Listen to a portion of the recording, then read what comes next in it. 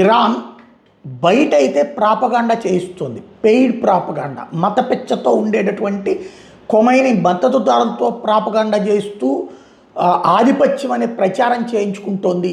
నిజంగా అక్కడ ఏం జరుగుతుందన్నది అక్కడ ప్రజలు తెలియనీయకుండా, అక్కడ ప్రజలకు కూడా ఏం జరుగుతుందో తెలియనీయకుండా ఇంటర్నెట్ మీద నిషేధం పెట్టింది. ఇప్పటికీ 6 రోజుల నుంచి నిషేధం కొనసాగుతూనే ఉంది.